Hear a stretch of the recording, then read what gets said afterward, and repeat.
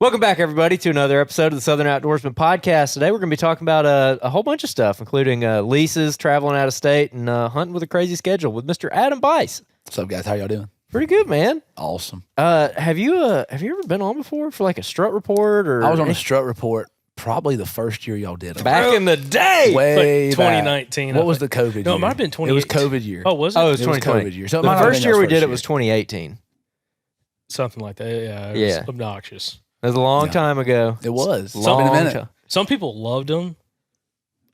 I enjoyed them, but Man, then there looking back at it, I don't miss not doing it. There was like It was a 40 lot of work. people that really liked that. No. Yeah. And also, the show was way smaller. We're like, Yeah. we just call around and try to figure out, what's the turkeys doing here? What's the country? turkeys doing Just here? They out were here. good turkey stories of what they were. Oh, Yeah. yeah. But, dude, I'd line up. It'd be like 8, 9 guys at night. And I'm like, got them all 15-minute increments for like 3 hours. I'm like calling an interview. Oh, it was a lot. So fun Yeah. to have you on there. But yeah, finally get you on for a full-length episode. Yeah, So man. You've had an interesting season. Killed some bucks. We got them right here. Did you get how many bucks? Did you kill just the 2? Did you get another one this year? I've killed 3 this year. Okay, that's what I was thinking. 3, yeah. Okay. Nice. He didn't turn out on the European mount, so I didn't bring him in. He didn't turn out as good. I hear that. He's the one you just like skull cap. Like, all right. I tried the European mount him. It just, for whatever reason, it just didn't do good. Yeah. So Well, that's what usually happens when I try to Euro mount That's one. Andrew's favorite activity is your mountain deer. Dude, Loves it. I'll never do it again. I would rather skull cap a buck, like a nice buck, than Euro mount it myself. I don't know why it didn't do. Like I did everything the same I always do, and then for some reason, like it just turned out all discolored, and I was like, Oh, yeah. whatever. Hey, he was a nice deer to start the year off with, and then it kind of was like, okay, let's move on to the next one. Yeah, I don't know, man. I did that Euro mount on my Arkansas buck last year, and I was like, yeah, I'm never doing this again. I'll just pay someone to do it. If I want one bad enough, I'll just pay someone to do it. Or I'll skull cap it. I don't know. Dude, one reason I wanted to have you on is, a couple reasons. Like, I've known you for years now. We've Yeah. hunted some of the same areas. I've actually got a story that I'm going to bring up later about one time Do I running know into it? you. No. Oh yeah. Yeah, you know it, All right. but you don't know one detail of it. Oh, sick. Oh, yeah. You don't know what happened after I waved you off. Oh yeah. Yeah, I you remember that one? Yeah. All right, we're gonna get to it. We're gonna save it. So you gotta stick around. So you've got a lease that you and your family hunt. You've had it for, I think you told me, 7 or 8 years. So I want to talk about that.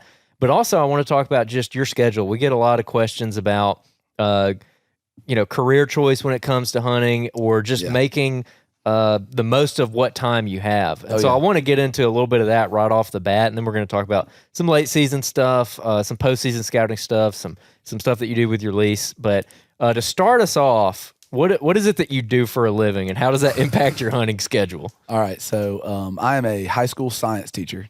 I teach 10th grade science and AP physics, and I coach football and baseball. I coach at a pretty big high school here in Alabama. It's the biggest 6A high school in the state. So it's, Really? it is, yeah. Actually. What? We're the biggest 6A high school in the state. Yep. Oh wow! So we're right on the edge of going up to that dreaded 7A, and boy. But we so I coach 2 big sports, and it's really time consuming. It's big time ball. Football season starts in June with summer workouts and runs until you lose out of the playoffs in November, mid-November usually. And then as soon as football season ends, we jump into baseball off season. And baseball runs all the way through April. And if you make a run in the playoffs, can get you in the middle of May. And then you start back up in June with football again.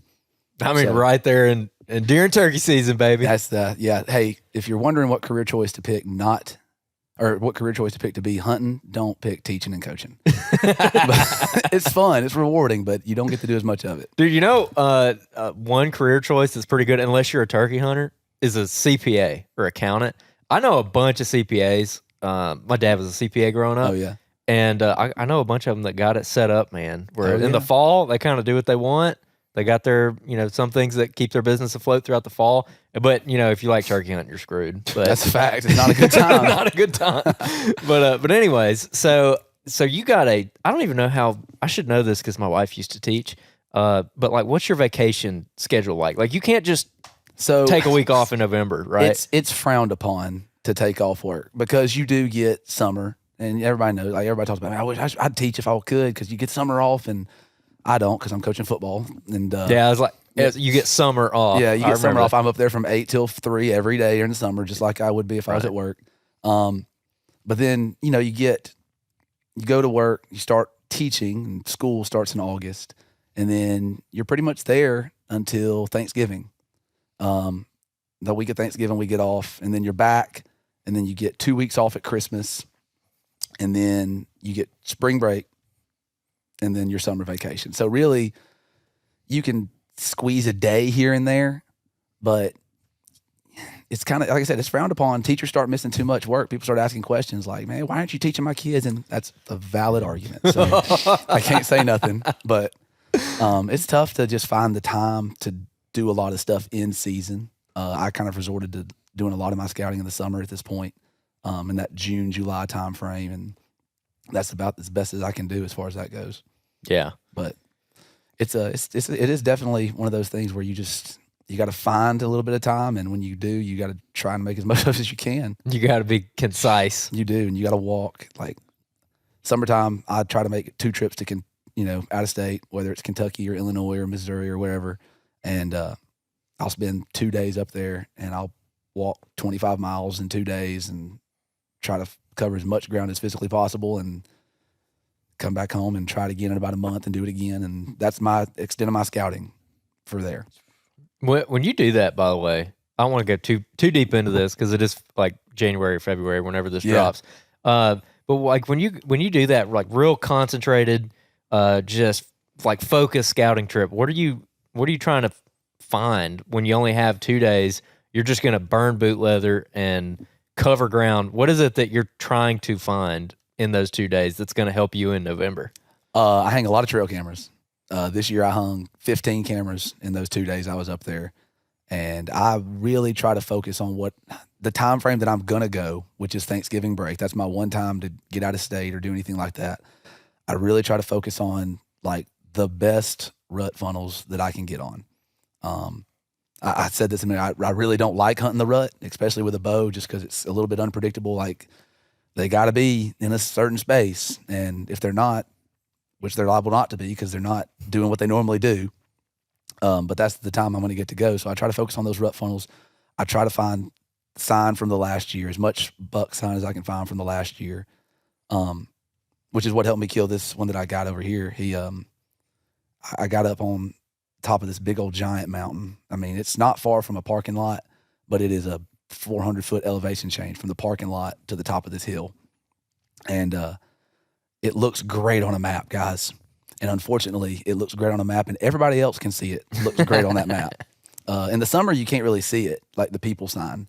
But I went up there to hunt in November, and I walked past 3 trail cameras, 2 lock-on stands, and it was just that big funnel where it was the ridge was running north to south, and there was just like a little saddle in that ridge, and that saddle was just eat up with people sign.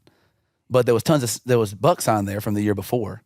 And so I look for anything like that, pinches around lakes, anything that's just going to try to get that deer in bow range with the buck sign that was there previously, hoping that somebody hadn't killed him already.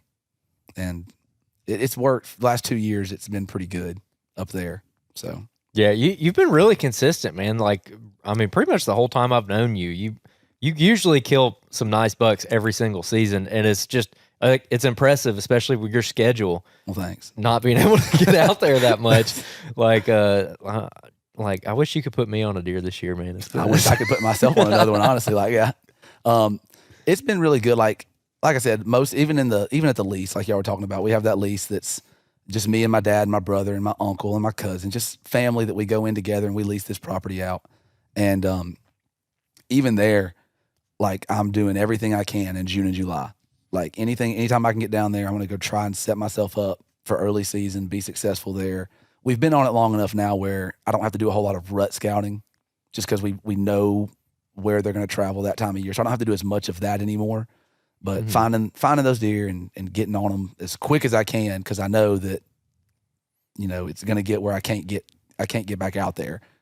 And it kind of goes back to, which we talked about this before, and I'm trying to think which specific guess it was, but being efficient with your time. Yeah. Because like if you don't have a lot of time to hunt, which I was like my last job, it was like that. Before I started doing the podcast back in 2021 full time, like I think the year before that, 2020, I might have sat maybe 10 times that whole season. I wanted to say it was 8 or something. Yeah, it was 8, 10, something like that. Yeah. The whole season is like what I could sit because I was working most of the time 6 days, sometimes 7 days a week, kind of rotating. And it made it super, super tough. Still was able to kill, I think, 1 buck maybe that year, but it just made it where there was a different amount of focus. Because like if I want to kill one, I have to be super focused. I got to spend as much time when if I get 1 day to hunt, I can't come out. Like I got to stay out here. I got to figure out what's going on. You can't throw a sit at anything. No, you can't just be like, I'm just going to throw a sit in here and see what I see. Yeah, like you can't do it. Yeah, you go in for this kill shot every time. Like I got to make a move right now. Well, and that's what kind of goes back to like your schedule, which there's probably other guys out there or other listeners or viewers out there that have maybe something a little bit different, but maybe they think they don't have a lot of time to hunt, but then they hear your schedule like, oh crap, okay, I've got more time to hunt than I thought I did, based off like what you do. But even someone maybe in your same situation, the efficiency standpoint is something I'm super interested in getting into. Is what gives you confidence going and hunting, whether it's out of state or whether it's down at y'all's lease? What gives you enough confidence that if you have an afternoon to go hunt or a morning to go hunt, not even a full day because of ball schedule and everything, coaching, what gives you the confidence of going down there and actually be able to try to capitalize on an opportunity? I mean, I'd be lying if I didn't say trail cameras didn't play a part in that. I mean, it's when there is limited time. I've got a wife and a kid, like a lot of us do, and you don't want to just whenever you can go because I'm already away from home enough as it is, and you don't just want to run down there every chance you get. So you've got to pick and choose your spots. I did listen to Bronson Strickland the other day, and I still I'm going to look at the moon. I'm going to, okay? Hey, if it gives you confidence, man. I know, yeah. And he even said it on there, like, it might make a difference of 4 minutes. Well, if I've got a deer coming out hitting this food plot at our lease, and he's coming out right at dark, and then all of a sudden I check the calendar for the moon, and it's going to be overhead 20 minutes before dark, and he gets up 4 minutes early, he might be out in that plot with shooting light. And those are the type of days where I would probably have to just talk to my wife and be like, hey babe, I got to go today. Like I got to. With football, like during football season is when I wouldn't say I do the most of my hunting, but that's when I really try to focus in on stuff during that early season time frame. And I mean, football's crazy, y'all. I don't know if y'all know this. Alabama football is unbelievable. We practice at 6 a.m. We go to practice. We turn the lights on in the stadium. We practice from 6 to 8. Kids go to school. Then after school, we got meetings till 5 o'clock most days. And that goes on Monday through Wednesday. Thursdays, we're off. We don't make the kids come in on Thursdays except for a walkthrough in the mornings. So if there's a day that I'm going to go try to sneak in an afternoon hunt, it's usually a Thursday. And I've actually, the last 3 years, I've been able to find that day where the moon's right on a Thursday and slip down there after school, and I've been able to kill one during bow season. And it usually is off trail cam data. Like we've got food plots, and food plots are awesome. I love planting them. I love messing with them. And when we got some deer hitting them, if it's that time, it's that time. Usually if I can get 2 days of them being really close to daylight in a row, then I'm going to go try and make a move on them if I can get away. And then obviously we play on Friday nights and Saturdays. Y'all, Friday nights, we don't get done till like 3 a.m., 4 a.m. We got to do all the laundry and get all the kids' stuff put up. We got to watch all the film. And so it's either Thursdays or Sundays throughout all football season. And so that's usually what I'm looking for on what day can I convince my wife that it's worth me leaving to go down there and actually try to sneak a hunt in. That's huge. Obviously weather. I mean, but even early season, if it's 80 degrees but the moon's right, I'm probably still going to go give it a shot because they're living in it every day and they're used to that. As you get later in the year and it gets too warm, obviously, I think it plays a part. But like how it's about to be this coming week. Yeah. It's about to be like 76 degrees. This is a great week where I'm going to go home and, try to get some try to get some points built up for maybe that right there at the end of right there at February 9th, I can sneak away one more time. Like, buzzer beater. Let's go. Yeah, man. It's so y'all are rutting like right now too, by the way. So we're recording this on January 30th. And y'all's rut on your lease is happening. I mean, it's hot and heavy right now. Yeah, it's big. Like, I think we're probably, I wouldn't say we're toward the back end, but we're definitely getting to that part where they're going to really start looking for those does that haven't been bred yet. I've in the past, I've seen deer chasing down there and really getting going around January the 12th to the 13th. And then we usually have a really good time frame right there around the 20th where we've killed some really good deer. And then the back end of it, we've killed 2 or 3 that were, still trying to desperately looking for that one more before it kind of starts to taper off a little bit. And see, a lot of audio listeners can't understand that because if they've been listening for a while and understand Alabama has a wide variety of rut timings, but for the YouTube audience, they're probably like, "What are you talking about?" Oh yeah, because they're in some other state. Their season's probably already been done for 30 days by the time they're hearing this, and that's the interesting thing about being down here where we're at, specifically in Alabama. Mississippi's like this, Louisiana's like this, Georgia's kind of like it, but their season closes a lot earlier than we do.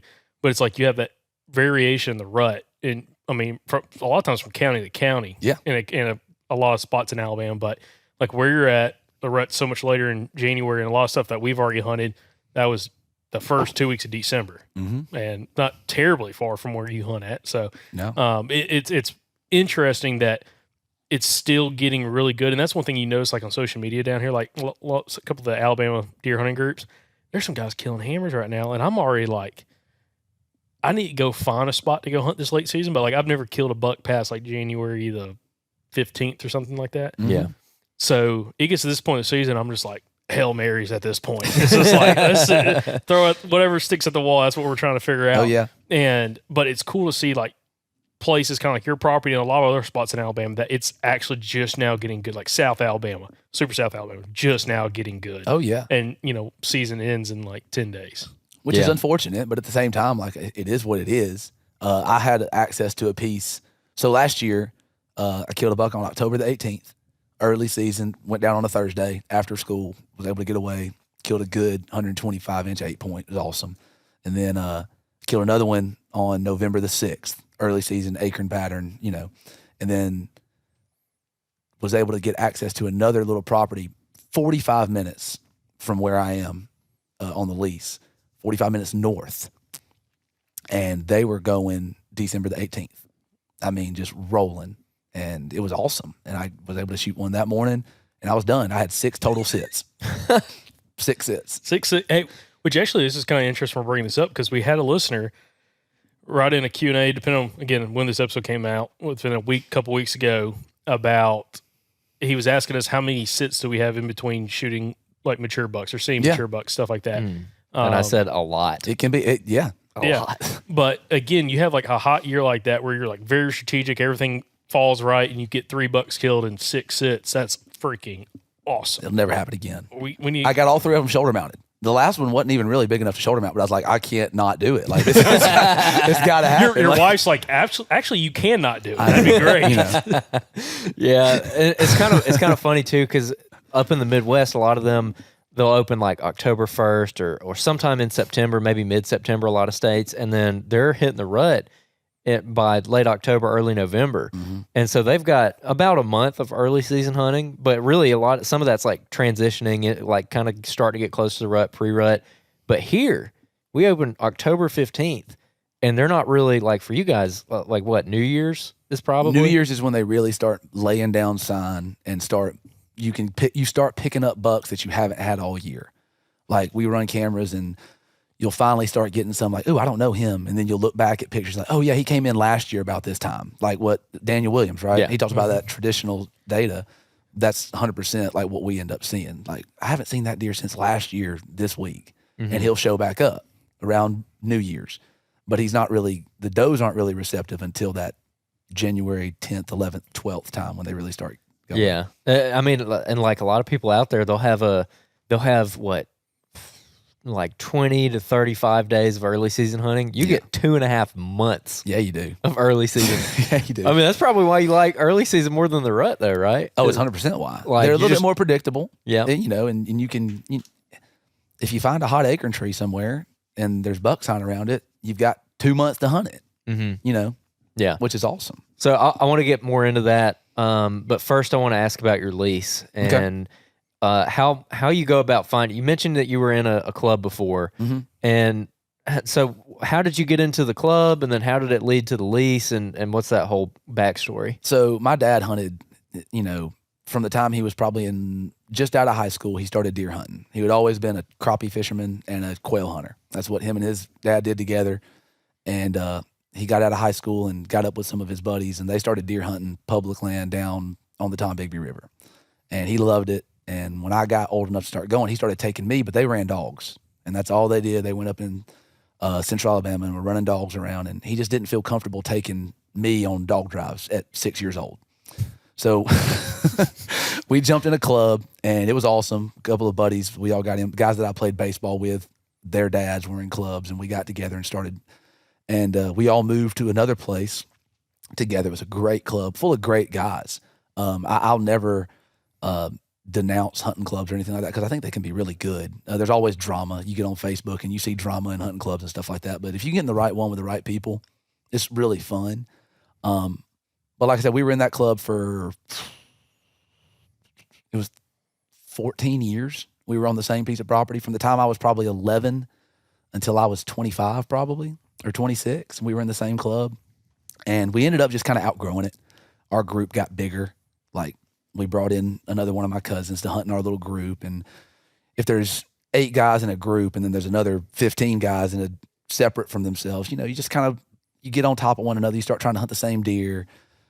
We sort of wanted to go to more of a management plan, some sort of not antler point restriction, but some sort of 16-inch beams or 12-inch spreads, something to protect some of those top-end 2-year-olds and 3-year-old deer. And they just didn't want to do it because they were in it for a good time, and that's awesome. So we got out and started looking, and I guess I'll just be honest. My uncle is a timber salesman. He works for a company that sells timber and buys timber, and they bought a property from a family that had 2,000 acres, and they sold half of it. And he called us up, and he's like, "Hey," it was September, and he called us like, "Hey, we just bought this property. Y'all want to lease it?" And we're like, "Well, what's the asking price?" He told us, and we're like, "Yeah, let's get it." Nope, never saw it, nothing. And we immediately got on it, started planting food plots, working on it, just what we would have done to anywhere. And it ended up being really great. Like, it ended up being a really fun time getting to be with a family unit, all on the same page. We have no rules, which is weird because the reason we got out of the other club was because of the rule thing. But me and my dad and my brother have hunted for a long time and been, we've been able to kill some deer, and they've got some great deer on the wall. And we have different goals than my uncle may, or my cousin might, that hasn't killed as many deer as we have. And so we don't want to take away their opportunity to enjoy it as well. And so we really don't have any rules. The only rule is I don't know. I guess it's the best rule we have is when you see a hog or a coyote, shoot it on sight. Like, that's the one rule we have. And it's just really fun to get down there and work with them and take care of the land and see the deer change over the 7 years that we've had it and worked on it. They went from your traditional pine goats to now we've been planting really high quality food plots year round, and we feed them and, try to keep them where they're staying on us. And the deer herd has skyrocketed, the number of deer on it. And you can tell a difference in body weights now after this time. So that's really cool. Our young deer are bigger than they were 7 years ago. You look at a 2-year-old now and you're like, dang, that would have been a shooter not long ago. And now you're like, oh, no, we don't need to shoot him. He's just 2. He's just healthy. So it's fun to see that, We're not Mark and Terry Drury, but it is pretty fun to see it. You're like the Mark and Terry Drury of Central Alabama. No, not even close, because we will wax a 3-year-old in a heartbeat. Yeah, right now is kind of the lease getting season for a lot of people. I mean, we're just kind of getting into it. I would say that February to May time frame. That's when people are cycling out of hunting clubs. That's when leases are coming up. You can go find stuff, and there's a bunch of ways out there. like all these a lot of timber companies nowadays actually have a website that you can go. It's like a portal. You go into it. There's a map. Got all the blue dots or something on it. Yeah, like Westervelt, Weyerhaeuser, Rainier. Oh crap, what's the other one? There's another big one it's big out west. I can't remember what it is now. But they've got a bunch of land down here that you wouldn't expect them to have land down here, but they do. Louisiana, Mississippi, Alabama. And there's a bunch of timber companies that are like that, and you can go pick up leases. But this is the time of year that you need to be doing that if you're interested in finding a lease. We were talking about our club president at our hunting club is cycling out this coming year. Oh wow! So it's coming up, and a friend of mine in the club is going to take it over, and we're talking about some things that we want to do. And I'm trying to figure out whether or not I'm going to stay in it because we've had a rough couple of years. It's not been a great experience so far. You ever had that one big deer though? Yeah, we did. Yeah. I don't know. I think he's with the Lord now. Every time I hear it now, he talks about Steve, that one big deer. It reminds me of like those guys, and we all know them, that were like really good at sports in high school, and that's all they live on like later in life. That's how he talks about that deer. Yeah, we had that one. I had that one fitting on camera. Had that one big deer, and that is it. And it's like everything else gets killed, and I'm like, you gotta let the past get on. And well, you're talking about those antler restrictions. If you go look in our jawbone box, there's which I'm not faulting the guys. Like all these bucks are legal in the rule book, but like there's 4 jawbones in the box from bucks, and it's like the same buck got killed 4 times. It's like a 15-inch beam and a 1-inch base, at 8 points, all of them. And like I got nothing wrong with that at all. Yeah. The problem is that like it just seems like this club, I don't know if it's just not holding the deer or what. We've got cover, but I guess maybe we don't have quality food. We don't have a ton of oaks. Our food plots are pretty terrible. And so I wanted to ask you about when you guys got your property and you started doing some management practices on it, how long did it take for you to start seeing the results? So when we got it, it had been hunted before, but not for probably 2 or 3 years. I don't think anybody, the family owned it. They might go over there occasionally, but it was actually the part of their property that was farthest away from their house.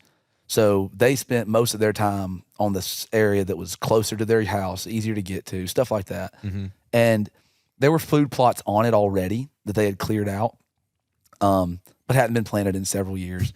So the first thing we did was just we went through and we bush hogged everything that we could possibly bush hog. I mean, you're looking at a 1,000-acre piece of property, and it might have had, and it still does because we haven't added a whole lot because it's a timber company. You can't go through and cut trees down and make anything else. Yeah, bring a dozer in. Yeah, whatever's there is what you got. And so on 1,000 acres, we probably have right at 10 acres of food plots, which is nowhere near what you kind of need. But we started trying to, in that fall, we planted just your typical what you'd plant everywhere else, triple 3-way, wheat, oat, rye, throw some clover in there just for attraction stuff. And then the next summer, we really got on it, where even though they were small, like they can't, and I've kind of gotten away from it because I'm like, God, I can't even feed the deer there anymore. But that first summer when we didn't have as big of a deer population, we did iron clay peas, lab, soybeans, sunflower, your typical summer mix that a lot of guys down here plant. And it was awesome. Like they all came up beautiful. The deer that we had were in them constantly because that was the best quality food around all summer. And it paid dividends on just drawing deer to us. Now we have a really good population, and it's hard to even keep. We got one food plot that's 3.5 acres, and we can't even keep soybeans in it or anything in it. Like it's gone in 3 weeks. Once they get about that tall, they're done. So I'm kind of having to start manipulating how we do that. I don't know what we're going to go to next. I can't grow clover. I don't know why, but I just can't grow it. Everybody else has beautiful clover plots. I can't figure it out. But it took, to see a notable difference in the number of deer, probably 2 years to hold more deer. It took probably, I would say in the last 2 years, so it probably took about 4 or 5 years to start really seeing a difference in body size of the deer that are there. You kill a yearling doe now, like because who doesn't like to shoot a yearling doe? Like they taste delicious. But you see a yearling doe now, she probably weighs 65 to 70 pounds, where in the past she'd have weighed 40 to 50. we've got does walking around out there now that are in the 120, 130 pound range. The buck that I killed most recently out there, he's by no means a giant. He ended up scoring like 100 inches. He's a 100-inch 7-point, but he weighed 185. So I mean, just seeing the body size change is huge, and that's what you're going after. I mean, you can't control genetics, and you can't control how you can't really control inches that much. But when you see them start getting healthy, at least they're being what they can be. And so that's what we really tried to focus on then. And it's helped a lot. We started feeding protein feed and stuff like that. And it seems they love it. They eat it year round. So hopefully that shows some dividends in the next couple of years too. Yeah. So. Yeah. Well, that's good to hear. Yeah. I mean, I don't know. I've always wondered because I've never done anything like that before. Yeah. I've never like managed a property for multiple years and tried to see like what difference it makes. But I don't know. I don't know what we're gonna do. Y'all get lots of cutovers out there, don't you? Oh yeah, they're cutting right now. They might cut my camera in half. The best food plot in America is a fresh cutover in the southeast. I mean, well, we got plenty of it on the property right now. Yeah, as long as they don't spray it. But we have these areas where they came in on our club and they cut all the pines out from around the creeks. So they cut, and the SMZs that they left were really, really skinny. I mean, in some places it's only like 10 yards wide. Yeah. And it's kind of swampy, and it's in the flat part of the property, and the creek just winds through there, and they cut real close to it. And there's like what a mitigation bank is, or like a carbon credit. Yeah, isn't that where they like get in? Like, they have to go in there and like they cut it and then they don't touch it or something. Well, so like a carbon credit is basically where a company can purchase a carbon credit, and then it's stupid. But they can purchase a carbon credit, and then they can emit a certain amount of carbon and not be penalized for it. Well, they do the same thing with habitat. So Westervelt does this. Our club's a Westervelt club where they do mitigation banking. So I think it has to do with like riparian zones or wetlands or something like that. So they actually went in there and they cut like a bunch of pines out, like a bunch, and they replanted bottomland hardwoods. And for the last 2 or 3 years, in all these creek bottoms, it's like a clear cut right down by the creeks. I mean, it's like phenomenal looking. That's awesome. See quail in it, woodcock. I mean, just brush. It's just a little real stemmy, brushy. Yeah, it's like stemmy, I mean, it's like the best looking stuff ever. And so I'm thinking like, dude, this is gonna be loaded with deer, and it is. There's a lot of deer in it, but it's just not holding quality bucks right now for some reason. Well, I don't know why. There's properties nearby that hold very quality bucks, right? But they're just few and far between. I feel like they just kind of pass through us, maybe. How big is it? 1,800 acres, but it's long and skinny. Really? Yeah. So it's kind of just a back and forth. Yeah, I think it's like a back and forth. I don't know.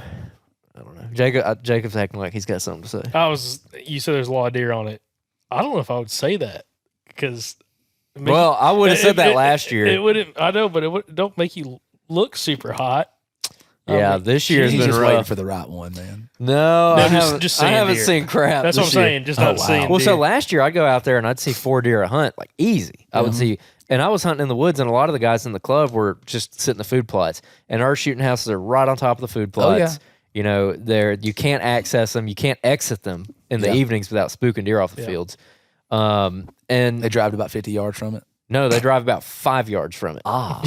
Yeah. And they rev that bad boy back up at about 10 minutes to the end of legal. It's like everybody in that club's like scared of the dark. Yeah. Like a lot of folks so like that was last year. Now this year, there's been more people hunting in the woods. Because I'd be talking to guys in the club last year, and they'd be complaining about not seeing any deer, and like our population's low or whatever. And Put I'm the like, pressure on them, baby. And I'm like, they're in the woods, and all the guys hit the woods, and now the deer are like, I'm out of here. Now they're like, I'm just leaving this property. Yeah, I'm going to go live somewhere else. I can't even get away from them in the woods now. Yeah, it's been something, dude. I don't know. Yeah. But yeah, I don't know. It'll be interesting to see how it turns around, because even if I don't stay in it, I'll probably just join the other one across the street. Right. And so and I think Mike's going to stay in it too. So I'll get to kind of keep tabs. Well, yeah, if you get to start doing some stuff on it, how big are y'all's food plots? Are probably like mine. It's timber company land. It's probably half an acre, quarter an acre plots everywhere. Yeah, we got some opportunities, I think, to add a couple more. Okay. But it's not going to be anything in like crazy. Yeah. Crazy big. We might get to add, if we're like really lucky, we might add like 5 acres. Yeah. The food plots. So yeah, I mean, it's nothing crazy. Y'all can't feed on Westervelt. No. Yeah, nothing. that's tough. Yeah, I can't do anything. Listen, people knock on baiting all the time and stuff like that. I'd love to feed my deer. I want to feed them because I want them to be comfortable there. I want them to have what they need. I don't hunt over it a ton. I'd be lying to you if I didn't say, hey, there's probably a pile or a bait station in one of these food plots, but like it's there to feed them. And if they happen to come out in front of it during daylight, then they might get shot. Like, but it's just, it is something that people down here just about have to do in all reality. Because if you're not, the people 300 yards from you are, and they're going to hold the deer. Well, that's the one that blows my mind. Because again, when I grew up hunting, my uncles were in clubs, and I'd go hunt with them on a club, but like never was a member, never have been. But when they legalized the baiting, ever how many years ago that was in Alabama, you get in these hunting clubs, and it's like everybody has their own little corn pile. That's tough. And it's like you get in a club with say 20 members, and it's say 2,000 acres, and every guy's got like 2 or 3 corn piles. Like you just walk through the woods and just like, oh, well, here's a feeder. And it keeps the deer from congregating. It spreads them out more. It makes it hard. We actually kind of do it where nobody has out their own. Now, that's one thing we try to make sure we do. We have specific stations that we feed at, and that's where they get fed. We don't we're not walking out in a bottom somewhere and dumping a 50-pound bag of corn out and hunting over that 50 pounds. Like if we're going to feed them in the main food plots, and if there's some easy access spots along a road that we can ride right past and feed there. And that's kind of where we get all of our intel from. And then you got to be a hunter. Like you got to be like, okay, well, they're not coming to this bait side or this food plot in daylight, but they're here. So then you have to be able to backtrack them out to where they're bedding, get in the woods, figure out how they're getting to that spot at 8:00 at night, which is what we've done a lot of. So. Yeah. I mean, the baiting aspect, I can see how it could work so well, like kind of like the way y'all are doing it, where it's like it's kind of strategic, and not everybody's just dumping stuff out. But I just go back to guys that's on a hunting club where they can bait, and literally everybody and their mother out there has like multiple piles. I'm like, that would be just, especially if like you have an area that you really like, and maybe you don't, maybe you're like, I'm not really into baiting or anything like that. Yeah. But then you start getting a spot, and all of a sudden corn piles start popping up. You're like, dang, like. It's one thing to find a guy on the streets. There's another thing is like dumping out corn right here, got a camera on it, and it's like an area maybe you kind of hone in on, and like, well, now I got conflict because I'm trying to hunt a spot, and then this guy's coming in here dumping corn. That's their spot, too, by the way. But if there's a corn pile there, that's their spot. And then they drag in a ladder stand. Oh, yeah. They go in there. They go in there every 5 days and dump another bag of corn out. It can be tricky. That's where I feel like you can get a lot of kind of hunter conflict on a hunting club. Because of that kind of thing. Someone thinks they're moving in on their spot, they're dumping out corn, throwing a camera up, like, what are you doing, man? And just arguments and drama, and it's like politics, man. Yeah, pretty much. Yeah, and also, too, I've seen it now firsthand over these last couple of years where if you are on a property that does not allow baiting and you join a property that does, or even just a property that has really good food and yours doesn't, like maybe this other property has really good food plots, it absolutely will suck the deer off your property. 100%. And we've seen that on public also, where hunting up against some private land that's got some feeders on it. That works. It does. Really well. What state is that? Alaska. Okay. But if you're hunting it could be anything, like just big tracts of public land, and you can see Lance Mathers talked about this in an episode we did with him early season, where he'll actually go and scout the borders, like he'll map scout the borders, and he'll look for food plots close to the border at public. You can see those shadows, and you can see the shadow of the feeder. And he's like, I'm going to hunt right next to that. He hunts like 100 yards off the line trying to catch, because a lot of times the deer will bed on the public, and then they'll be going onto that private at night. It's managed timber. That's where the bedding's at. Well, that's kind of how our club is, too. Yeah. Like, our club doesn't lack for cover, but some of the properties around us have much, much better food. And there's one in particular that adjoins us, or I don't know if it quite adjoins us, but it's right next to ours. It's like one property over. Really, really good food on it. And we have good pines that are nice and thick. They got thinned years ago, big mature pines, great understory. That's by far the best part of the club. And that's the only place. I've got 4 cameras over there, and there are deer, there are bucks and does on those camera in daylight every single day. Yep. And so Mike's going to go shoot something on it this weekend, I hope. I hope he does. I've been staying out of there, so Mike go kill one. You're so generous. What a guy. Man, well, there's not like, There was this if one buck. Steve, if that buck If Steve was Steve in there, showed up, I'd be in it. there wouldn't be anybody else allowed to go in there. Well, that's not true. Andrew Dunn claimed his territory. That's not true. Now, you know- I put Mike in the best spot last year where I knew that Steve was, and he missed him. Now, by the way, you're gonna make Alan Summerford cringe over here. You talking about not having any good food, but not thinking about browse and all that kind of stuff. Well, okay, so that I know that's what I'm saying. That, but if the browse is like your, I don't know. I want to ask Alan about this specifically. He manages a lot of properties very successfully, but like that browse, I get it. That's like your underpinning. Like that's what is sustaining the herd. That's where most of your tonnage is coming from. Yep. But that ice cream that they have and the corn and the really nice food plots, I just can't help but think it like really draws them off, you know, and they're going to go onto those other properties and eat that stuff. You're going to enjoy that conversation. It's one of those things that, especially like, so our family, I say our family, my Anthony, or my uncle. you're Anthony. My uncle, Anthony, who's been on the podcast before, Yeah. On his place, he used to always do the soybean plots, stuff like that. He'd electric fence it, keep deer out of it. He'd keep deer out of it all the way up until late summer, open up a gap of it. And also because our weather down here, he'd plant them a little bit late anyway, so they'd be green all the way into bow season, like 2-3 weeks in bow season. And that was like cheating. Okay. Yeah. Dude, he'd put that fence up, he'd open up a gap in the fence The funnel of all funnels. 20 yards from the tree that he'd climb. And it's like, dude, I mean, if they're coming in, they're coming right there. And anyways, kill a bunch of deer doing that. But do the soybean or sunflowers, sorghum, really like sorghum down there for kind of like summer plot, early fall plot. But his neighbors, he's bordered by a very large landowner who does some habitat management work, but they truly have so much acreage. They can't control it all. No. Yeah. And they have so much acres. They have like full-time, almost kind of like a field team that kind of goes out and plants food plots and all that kind of stuff. But it's not that big of an issue because again, they don't have a bunch of like large destination food sources over there or food plots, but the deer kind of coming back and forth from each one.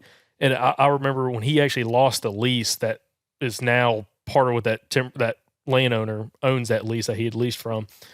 He lost it, and that's where he was killing a lot of his big deer off of.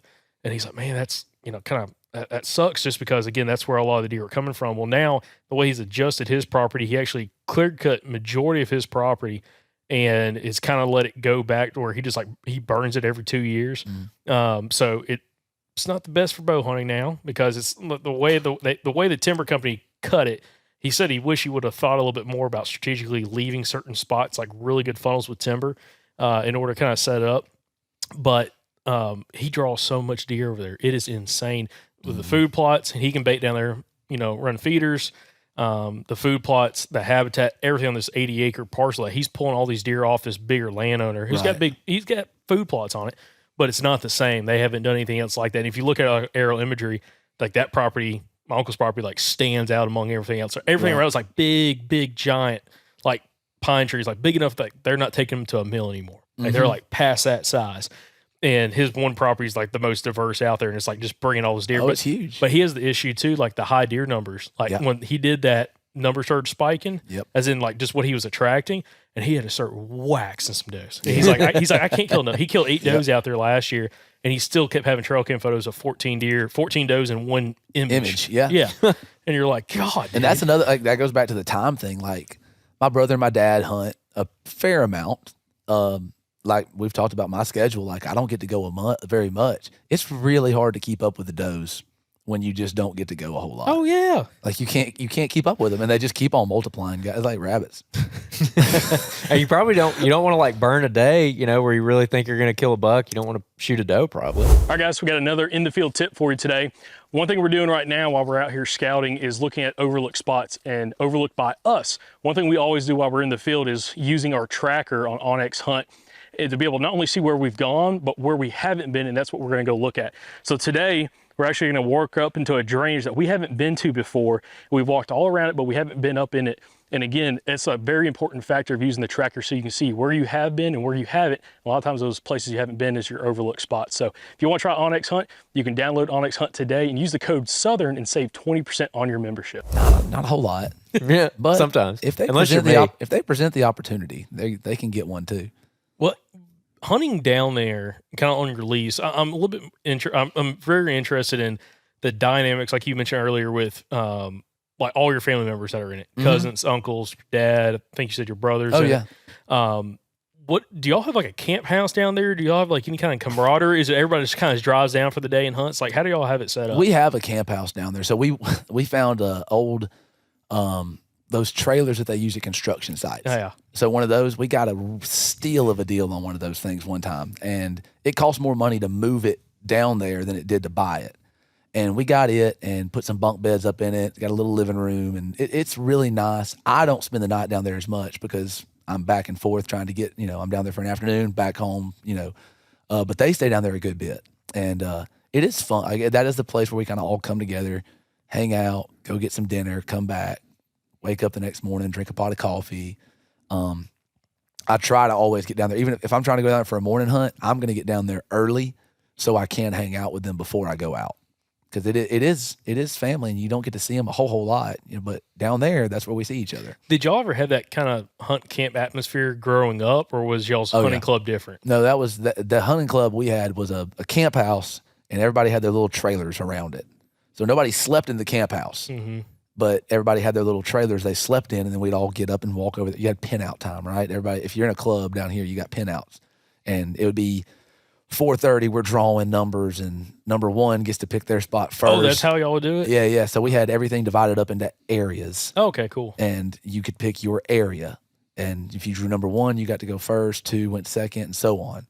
And we'd all get over there at 4:30, drinking coffee, hanging out, and somebody would grab their hat and the poker chips with the numbers on them, and we start panning out poker chips. And it was great. It was fun. Like, that was what I did as a child, like from the time I was 11 till 25.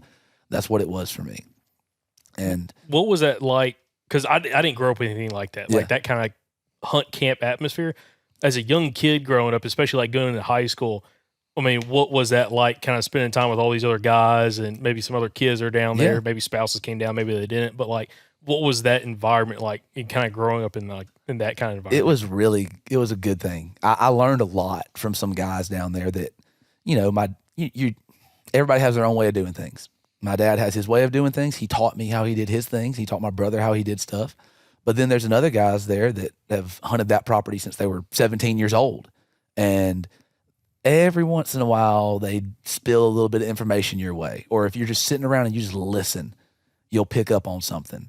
And you learn from those guys. And I mean, they were, like I said, they were really all great guys. Some of them were a little rough around the edges, but I mean, they were fun to be around when you're 16 years old and a dude walks in there with a coffee cup. Listen, oh my God. All right, so we had this one guy. His name, I won't say his name, but he walked in with it used to be the funniest guy. He'd walk in with a coffee cup in the mornings from his camp house, and his coffee cup had a lady in lingerie on it. And when you put coffee in the cup, the lingerie would disappear.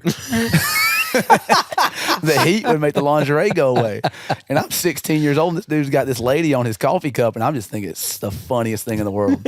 And we'd be all sitting around there talking. He's like, "Oh, I gotta go get a refill. Lady putting her clothes back on." Like, stuff like that, you'll never forget it.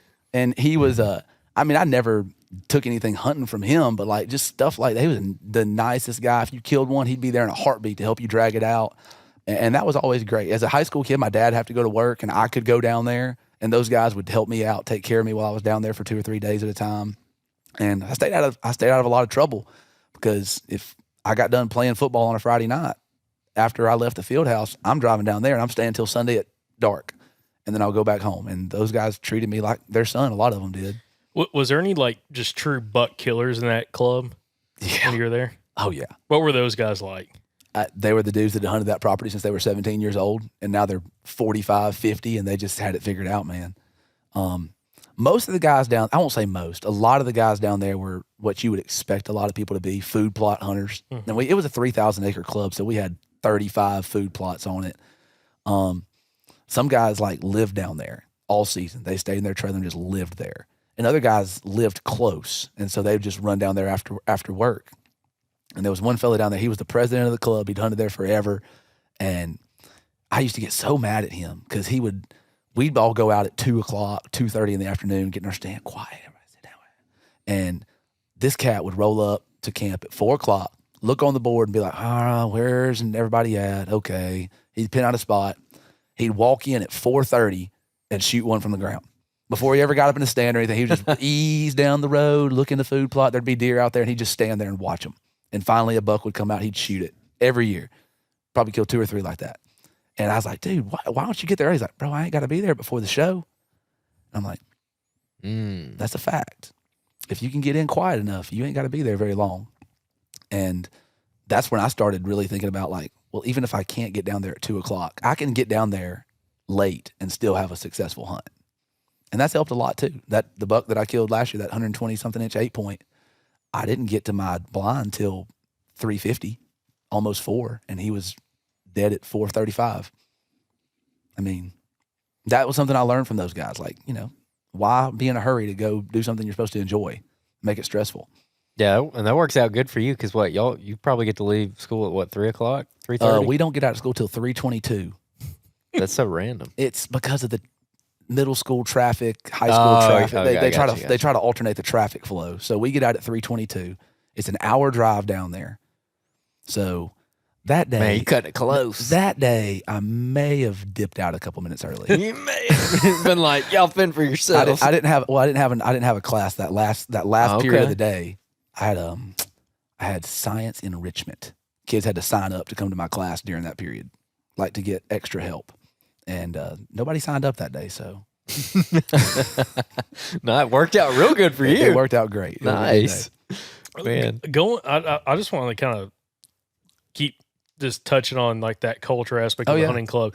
Just because, again, we've got buddies, some from the South, some, especially a lot from like the Midwest and the Northeast kind of, where like hunt camp, like that was a multiple generation kind of thing. And again, me growing up the way I did, we never had anything like that. So it's cool kind of seeing guys like yourself who had that experience kind of as a young kid and kind of growing up in that culture. And then also kind of probably without even knowing it, getting a little bit of advice from some of these different guys. Like you just mentioned, like, you don't need to show up before the show. Yeah. And I'm like, those are those small little details that I think can add so much value to somebody, especially at an early age that, you get your dad or whoever you're hunting with, but then you have like somebody out there on the club that is successful, they're willing to show you something. It's kind of like back to Daniel Williams on one of his podcasts that he did with us last January, where he was talking about this hunting culture growing up in a hunting club, kind of like you started at a young age, was in it to his early 20s, and the club got shut down. But, he learned a lot from a couple of those guys in those clubs that were just those killers who did stuff differently from the average guy that was just sitting food plots. Was there anything? Well, actually, one thing I wanted you to touch on. You mentioned this earlier when we were having dinner that the club adjoining you guys was a dog club. Yeah, it was. So, what was it like hunting in a club that was a still hunting club? Again, no dogs, adjoining a dog hunting club, and was it something that helped you guys? Was it something that was kind of frustrating? What was like the thought there? I used to hate it. Like when I was first getting into it and I started hunting by myself, like dad didn't have to sit with me. They did something really cool down there where if you were over 16, you could buy a half membership. So my dad, like all before that time, my dad had a membership. And if I went, I had to sit with dad or I had to be with him to hunt. Well, then when I got to be 16, I could drive myself. They let me buy a half membership. I couldn't vote on any club issues. I couldn't bring a guest, nothing like that. But I could hunt on my own at different areas. And so I thought that was a really cool thing for them to do back then. But when I started doing that, I hated it because I'd be sitting somewhere in the afternoon and they wouldn't pick up their dogs or something like that. And it'd be 4:45 getting close. And all of a sudden down in the bottom below you hear one just sound and start chasing a rabbit or something. And you're just like, dadgummit, just ruined today. But as I kind of got older and more into it, like it kind of became exciting, especially in the mornings. And it helped a lot. Like it really, if you could figure out how them deer will backtrack them dogs. If the dogs come through chasing a doe at 8:00 in the morning, you better hang tight because a buck's going to come on that same trail back behind them, getting away from those dogs quietly on it, like where he knows they went that way, I'm going this way. And it also just kind of helps you out with your focus a little bit. You might not have seen a deer all morning, and all of a sudden you hear a chase strike up at 9 o'clock, and you're like, I got a chance. Like they might run that deer right by me. And it happened several times. Like you just don't see anything all day. It's a slow day. It's hot. And then you hear them tailgates drop on that county road out there. And you hear that first run take off. And, we're hunting big old clear cuts with rifles. It's shoot, man. They run through that bottom down there somewhere. You can shoot at them. I wasn't going to hit them. I'm a terrible rifle shot. But you could shoot at them, and that was fun. And we've killed several deer like that. I didn't kill as many as some of the other guys did. Those other guys that hunted there forever, they were so good at knowing where the deer were going to go when the dogs were on them. And like I said, they're not our dogs, and the people that ran them probably hated us, but like they knew if they drop the tailgate over here, the deer are going to end up circling and coming here, and they would wax them all the time. Well, I bring that up because we've had questions about that, have we had anybody on that's, still, again, I want to call it still hunting, but hunting any way outside of using dogs, trees, stand on the ground, whatever you're doing.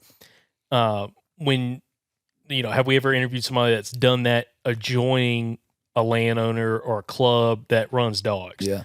And really up to this point, we never have. That's why I'm kind of curious and getting your take on it and kind of what some of those guys are doing. It sounds like they were hunting exit routes. Oh, yeah. Because there's some listeners, especially some of the guys from South Carolina, where they're in the low country, southern part of South Carolina, run a bunch of dogs. Maybe they don't dog hunt, but their neighbors do. And how do they work around that and either make it work for them or have some opportunities from it? So it just seemed like the guys that were in that club for a long time, they just knew some of those exit routes that those bucks or any of those deer were kind of taking potentially. They had figured out, like, you can, if you listen to them dogs long enough, and these guys, people that do it know, I'm by no means a professional dog hunter, but like, if they're chasing a buck or a doe a lot of times. Bucks, in my opinion, and I could be wrong, I feel like those bucks just haul butt somewhere, straight line. If they've got dogs on them and they're close, they're going out of the county. Does run in circles. And if you can get, like what those guys were doing is they were getting in that, on the edge of that thick cover, very similar to kind of like the pack hunting thing that Wes does, right? Mm-hmm. Like they're getting on the edge of that thick cover, and they would call the dog hunters. Like some of them would like get inside trader information or something. Be like, where y'all turning loose this morning?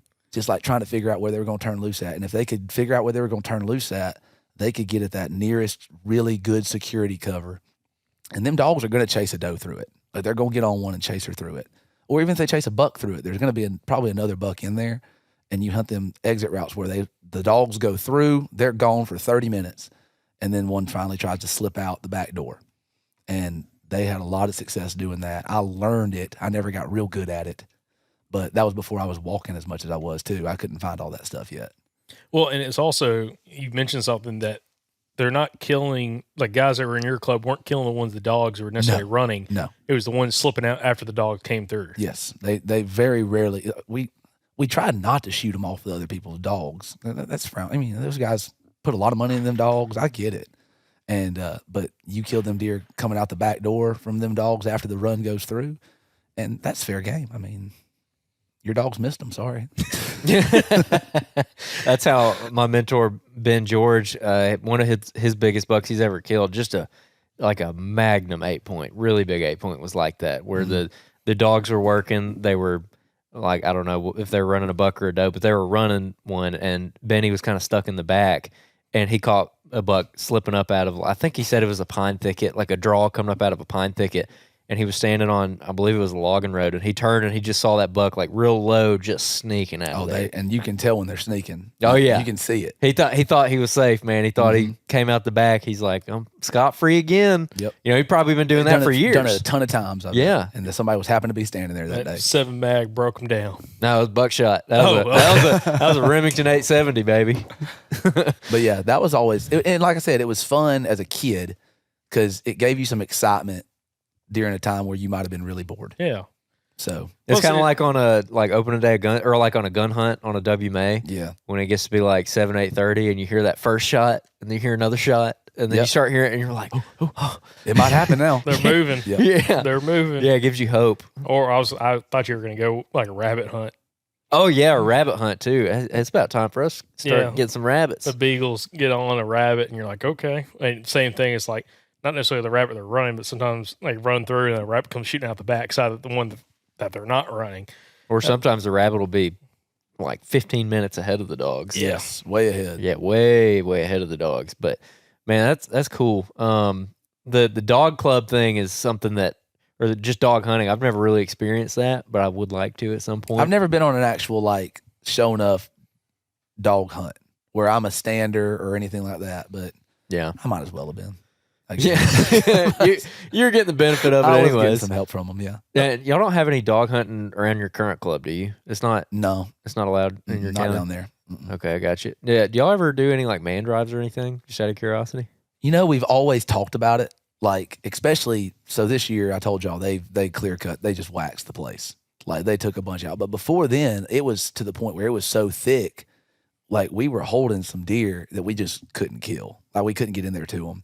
And there's been a lot of times where we're like, if we could just get somebody to walk through this swamp and push it this way and have somebody, like what we're talking about, somebody standing on the backside, somebody standing on the front side, we'd get him.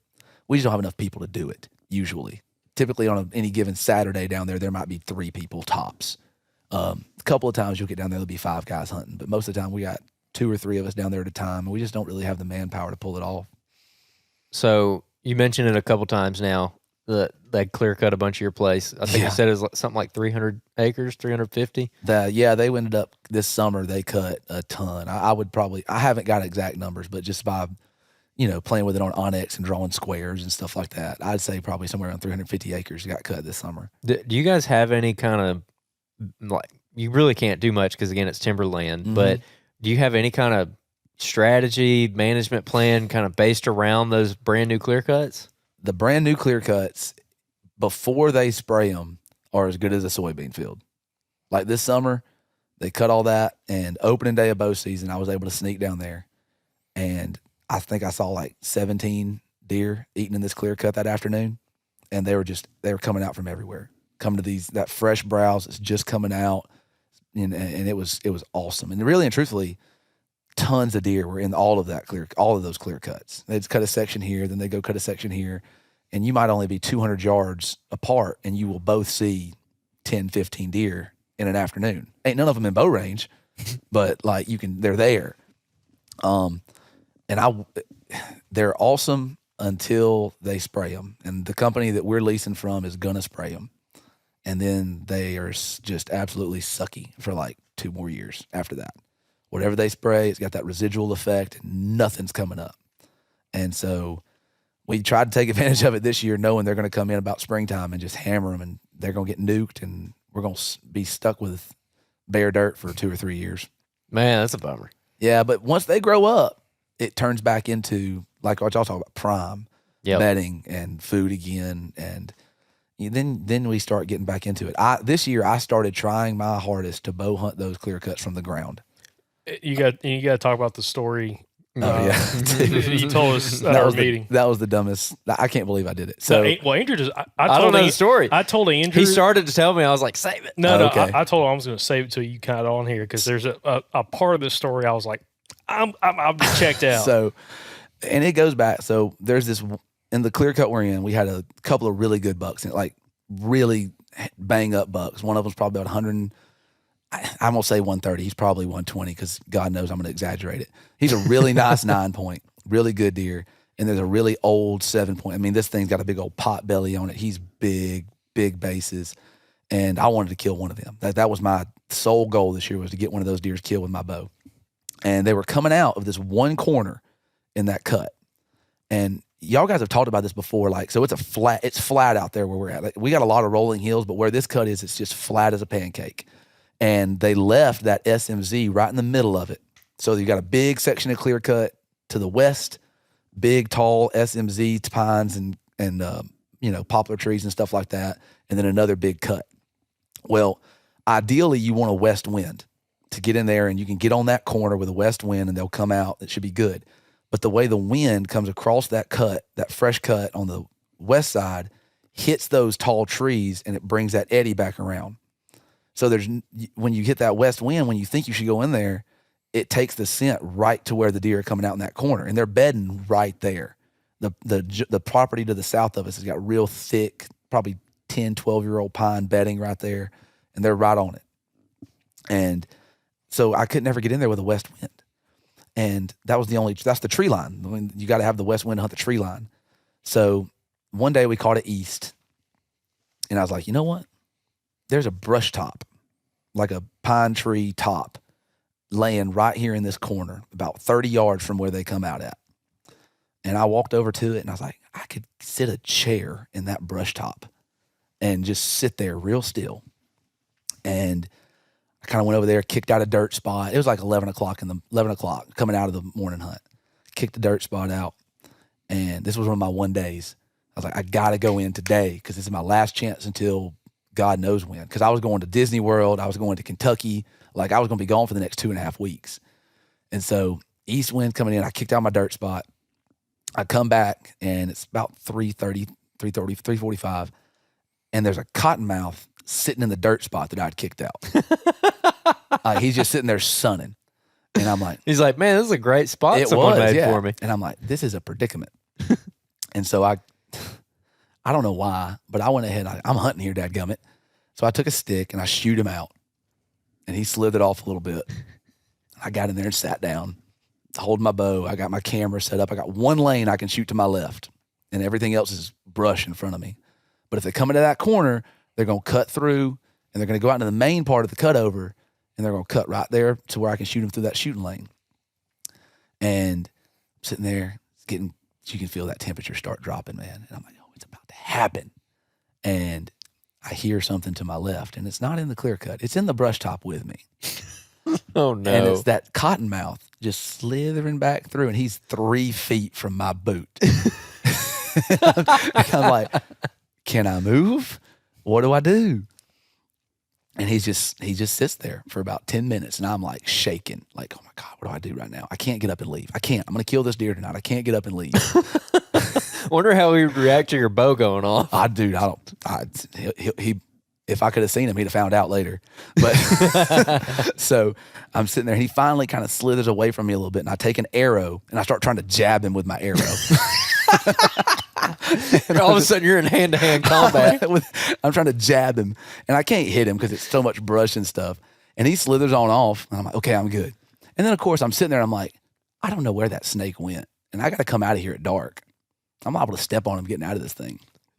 But ended up, he never bothered me again, and the buck came out. Him and 2 other bucks came out 30 yards straight in front of me, right where they were supposed to, and fed. And the first buck, little basket rack 8-point, fed right through my shooting lane. The big 9-point was right behind him, and I had this really leafy bush right here in front of me, and I was like, all right, when he gets behind that leafy bush, I'm gonna draw.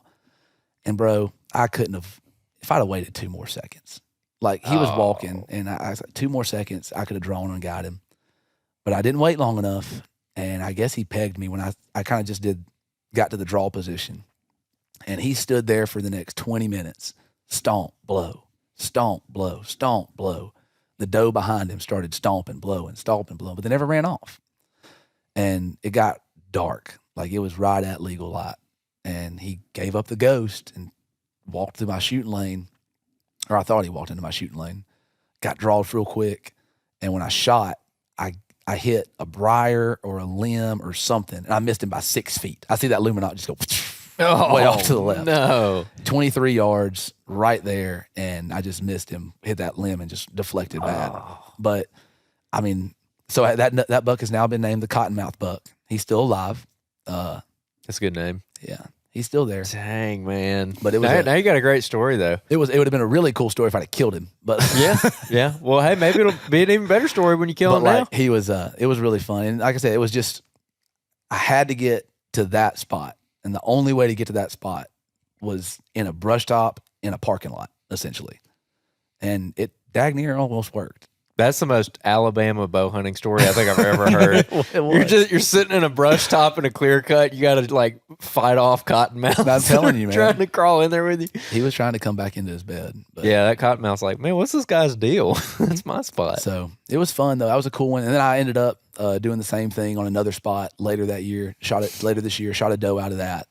I got behind a big brush pile where they were coming out of a how old is it? 5-year-old clear cut.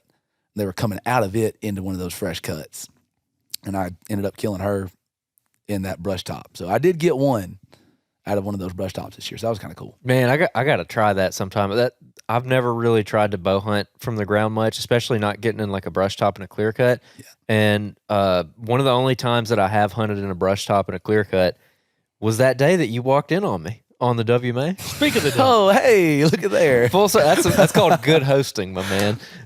You led me right to that. Dude, I mean, I saw an opportunity. So that day, I walked in that day. It was a muzzleloader hunt, and I don't like muzzleloaders. I didn't have a muzzleloader, so I took Jacob's muzzleloader. He gave me. I knew. Dude, he's like my dad. He came here's in how from the you wrong load way. it. It's his fault. Yeah, I did. I came in from the most stupid direction ever. I came in from way The far direction away. he came in is the way I've come into that spot too. Well, because of the wind, I was like, I'll circle in because I think I was spot checking and I was wanting to get to that area as like my final destination, but I was checking some other things. I'll give you a little more details about how I did that off because I can't say like exactly.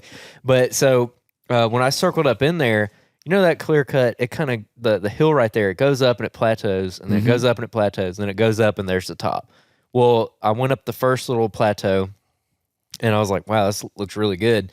But up on the second one, there was, I mean, this clear cut at the time, it was just sagebrush and everything. It looked real good. Yeah, like big slash piles in it. And up on the next plateau, there was thick pines. They were probably like 6 years old at the time that came to a corner right there where that plateau just was flat. And it almost formed like a little saddle. Like the ridge went up and kind of plateaued out and dipped and then shot up again. So there's almost like a little saddle on the backside of that plateau. Well, the thick pines came to a corner right there in the clear cut. And it was just like, I got up there. I was like, oh, this is it. And so I crawled up in one of those brush piles with the muzzleloader and I was sitting there and I had been sitting there. It was like, I don't know. It was late. It was, this was actually like 10:30 a.m. Oh, okay. So it was before you walked. I misspoke. Oh, okay. This was before you walked in. Okay. So it was like 10:30 a.m. I'd sat there for maybe 5 minutes and I heard a grunt. And I was like, there ain't no way that was a deer grunt. And I'm like looking. And still to this day, one of the biggest bucks I've ever seen on public land in Alabama walked right out of that corner. He just came walking out. I remember his beams came out and like swooped forward and they almost touched at the tips. I mean, they were like right there at each other. And there was a big old track over there. It was a big huge old track. Like again, to this day, even counting my SOA hunts that I've done, still one of the biggest deer I've ever seen on public. Or really, actually, one of the biggest deer I've ever seen in Alabama, period. And he came up and he was working that edge. And if you remember those pines right there, they ran like straight up the hill, right to where you walked in from. Yeah. He turned and he started walking straight up the hill.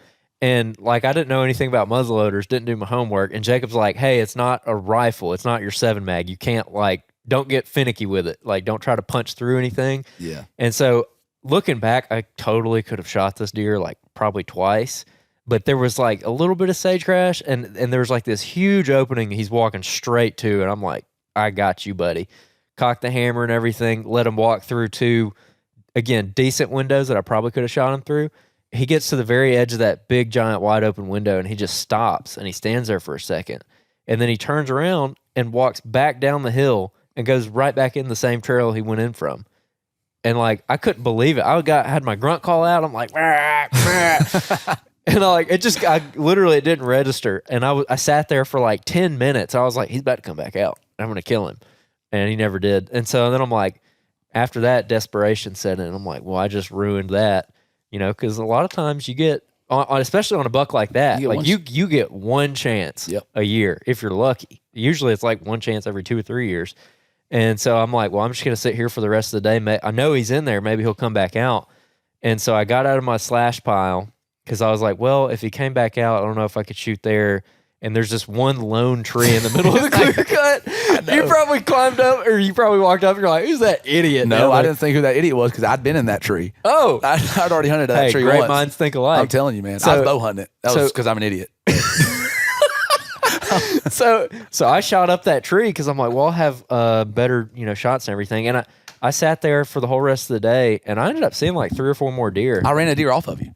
Oh, you did? I did. There was a deer. Wait, yes, you did. There was a deer underneath you when I walked up. I forgot about that. Yeah, dude. So I see you come cruising in. I'm like, oh, there's a dude. And I'm like, I'm waving my orange hat. And I think you threw your hand up and everything. I didn't know it was you at the time. No. And then I get home that night and I see you in a Facebook group and you're like, to whoever I walked in on so-and-so WMA, I'm sorry. And I was like, I think that was me. And then you said something in the comments. And I messaged you about it. I was like, hey, that was me, dude. Yeah, it was. And because I was coming around that corner and I was going to that tree. No it was way. It was late now. I did not know you were going to that tree. Oh, yeah, it was late because it was one of those days where I got off work and I was like, I'm going to go hunt. I'm pretty sure it was a Thursday because I took off work. I guarantee it was a Thursday if I was out there. I guarantee it was because we don't practice on Thursday afternoon. So I was going out there and it was probably 4 o'clock or so. And I come around. It was pretty late. I come around the corner. And I'm like, okay, there's the tree. And there's a guy. No truck anywhere. No, like I'm parked so far away. I mean, and you walked in a good ways to get there too. I did walk in a pretty good ways, but I parked at the main gate and walked the main road in. I know, I was like a normal person. Andy, what a fud. I mean, he thought he had the whole spot to himself. I did, man. And then he walks all the way and he's like, how did somebody get in here? I really had no idea because to my knowledge, I'd only been to that hilltop. Like that's as far as I'd gone, and I'd found what I wanted. And I was like, "This is where I'm gonna hunt." And I'd on that road coming in, bro. Big old tracks. Yep. Not that day, but that summer when I'd scouted, because that particular management area, I've only hunted that place in the course of. I've been at my current school for 8 years, and that's where I kind of run out to in the afternoon. Sometimes if I got a second, I've been there for 8 years, and I might have been able to be out there a total of 10 hunts ever. Mm-hmm. But I have walked the piss out of that place in the summertime. And in the summer, that's where I'd found those tracks. And I was like, okay, this is pretty good. Oh, yeah. Dude, there's remind me after this, I'll show you a picture of one that got killed right there. Oh, man. Hammer. It's too thick now, ain't it? No. To get there? No. You can hunt it now. Okay. Oh, yeah. It's prime right now. All right. You just gotta watch the road beds. But anyways, that's awesome. Yeah, dude. So I'd ran into you there, and the first time we ever met, was walking up on him in the summertime. Yep, on that management area. Yeah, I was out there shooting my bow because I think I was living. You were leaving for Auburn or something like that. Yeah, I was about to move to Auburn, and I think at the time I was maybe living in an apartment or something, and I didn't have a place to shoot my bow, so I had to go to the management area to shoot my bow and practice. And yeah, I see you come cruising down the road. I'm like, well, who's this guy? Because you were like geared out, like you had your backpack. I think you had like a bino harness. I'm like, this guy looks serious. Yeah, it was like it was the middle of summertime, and I was going out there to walk. Yeah, and like I never see. And I'm like, there's no way anybody's out here. I never see people out there in the summertime. Yeah, and so yeah, we had a good conversation. But yeah, that's funny. Great minds think alike. I know. That's still a good spot in there, man. I'm sure it is. Well, I found a tree out there with a bunch of climber marks on it one time. Well. That's not surprising. Had a south of the roadbed you walk in on, like that big timber to the south. Mm-hmm. I did a big loop in there one. I think it was the same year because I actually found that Andrew went in there after I had scouted that spot and hunted that spot and found a bunch of. There's a drainage in there that had so many giant. You saw quail in there too. Yeah, there's quail, but like big rubs, scrapes. I'm like, dude, you need to go in here during the muzzleloader hunt because I think I was working. Yeah, I think you were. And anyway, but. Dude, there were some trees in there that some dudes about killed. These pine trees, so many climber marks. Oh my god! In these pines, I mean, dude just had its skin up, and I'm like, God, dude. Man, I didn't realize it was that long ago that you were still working at your old job. Yeah, this when you were in Auburn. Dang. Yeah, man, interesting. Yeah, been a minute. No, I was working at 811 at that time because I remember I took my boss like. The week before we were having discussions about like sick time versus vacation time. You had to go see HR and so no. So we were having conversations about it, and they were saying like what we can use each one for and whatever. Mm-hmm. And my boss at the time, he was like, guys, if you just need like a mental health day, you can use your sick time for that. And I was like, I'm gonna have a mental health day next Thursday on that muzzleloader hunt. Yeah. And so that's what I used it for. So I just started using all my sick days for hunting because I got the green light. But that's why I was out there that day because I took off work and I was like, and it was kind of the same mindset that you were having with like you just want to be like really focused and precise and like just go in there and get it while the getting's good. Because it was that muzzleloader hunt. It was the cold front. It was the rut. It was the muzzleloader hunt. And so I took off that Thursday and I'm like, I'm just going to hunt in the morning and then I'm going to scout hunt all day until I find another spot and then I'm going to climb and hunt the rest of the day. So it's like never come out of the woods. Yep. And it just so happened that I saw that buck at like, 10:30, Those 11. Those are the best days I have. Like with the way I have to do things, like if I can have a full day to hunt, I'm going to hunt the morning. I'm going to scout, especially in season. Like I'm going to scout all middle of the day. And then I might hunt that afternoon, I might not. But I feel very confident a lot of times if I can have that middle of the day to scout and then I have the opportunity to go back within a day or two of that, that's when I feel the most confident. Because it's finally getting some current intel. I do a ton of summer scouting trying to find spots, but things shift. Like deer shift a little bit. That deer I killed in Kentucky this year was the same thing. I went up to Kentucky on a Saturday, sat all day because I got on a buck. I'd seen a buck that morning. I was like, I'm going to sit right here until he comes back by me. He never did. Then the next day I went back to the same spot. He never showed up. So like 9 o'clock I got down and I went to that ridge system I was talking about to scout it. And that's when I walked by all the trail cameras, all the lock-ons. And that's where the sign was that summer. But there were so many people hunting it. And I dropped off the backside of that mountain. And there's a small ridge that runs north off that ridge system and a cedar thicket running up it on the, I guess it would be the south side of that little knoll. And that in that cedar thicket in a 100-yard stretch, there was 30 fresh rubs. I mean, it was crazy how many fresh rubs were in that little that little stretch.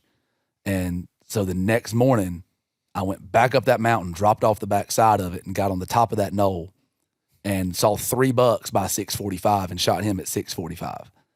Like, dang. Having that scouting, that middle of the day scouting was the only way I killed that deer because there was no trail camera information on that ridge top. Like, we didn't get any pictures. That camera broke or something like that. It didn't work. But just going up there and looking one more time and finding that sign middle of the day was huge on that spot. Yeah. When you got 4 days to hunt it, like you've got to commit time to scout. People on here all the time have talked about like if you've got 5 days to hunt, you need to scout 3 of them and then hunt 2 of them. And that's what I tried to do there. I just couldn't not sit in the stand in the mornings, I guess. Yeah. And that kind of brings to mind too, when you're not on a Thanksgiving break or something like that, where you do have those days to string together, how is it that you're accounting for that? Especially if you're talking about early season, you're going and finding a hot feed tree. Are you just going in and just walking until you find something? Like how do you deal with the revolving door of just like week to week?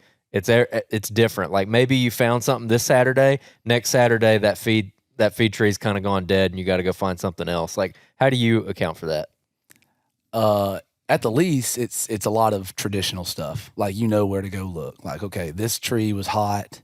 And now it's not, so where's the next one going to be at? Like, where can I go check a couple more trees? And it's not just trees that are hot, because there's tons of trees that are hot. It's the trees that are hot that you can actually set up on and hunt and have a chance to see one in daylight. And so you got to go hit those spots that like those I kind of refer to them as priority trees. Like there's a creek drainage that runs, and that creek drainage is full of white oaks, and they're all dropping, and they're all got sign underneath them. But there's that one right at the head of the drainage where the bedding's right at the edge of that bedding where they're going to come out and hit first and you got your best shot. And if it's got the sign underneath it, it usually has the concentration of sign because that's where most of the deer come out at, and then they disperse in that drainage after that. The big deer that I killed last year, the second one I killed on November the 4th, was the same thing. I went in, I got 2 days to hunt together, and I hunted that morning, and I just scouted my way up this big ridge system, and I got to the head of the drainage where the trees they were all dropping. Like, I don't remember last year, sometimes people are like, we got no acorns, we got nothing. And then some places are like, we're covered with acorns. Yep. Well, last year we didn't have a ton of acorns, but every tree dropped some acorns, it seemed like. And I got to the head of that drainage where that whole ridge system was covered in them, but that one was right at the edge of it. And I didn't get to go in that day. I hunted it that afternoon and saw a couple deer, and then I had to go back. That was a Thursday. It was a Thursday afternoon that I found it, and I was able to go hunt that Sunday morning before I went in for football film. We do film at like 12 o'clock on Sundays, so I was able to hunt it before. And this is where I go back to, I take my shoes off and walk in quiet and all that stuff. But didn't somebody else do that? You walk in barefoot or in socks? If it's loud. Really? I've done it. If it's loud, I will. So that morning I did, because it was dry and leaves and I was walking through a hardwood bottom.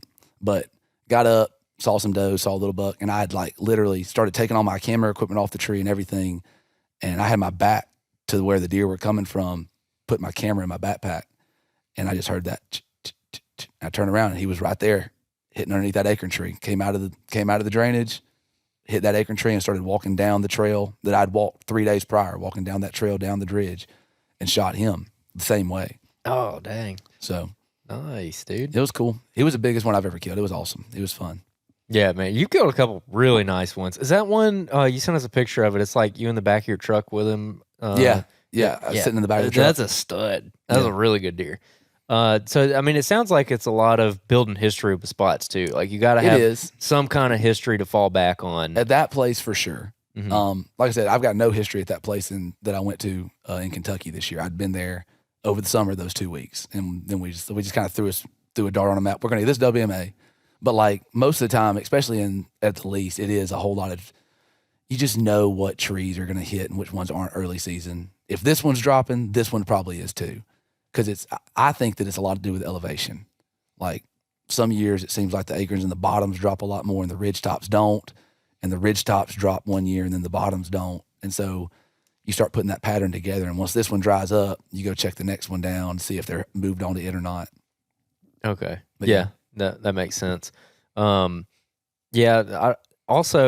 is there anything that y'all are doing maybe this time of year, like postseason, February, March, April, on your place, as far as scouting goes? Just looking for any kind of past year's buck sign or anything like that? Not really.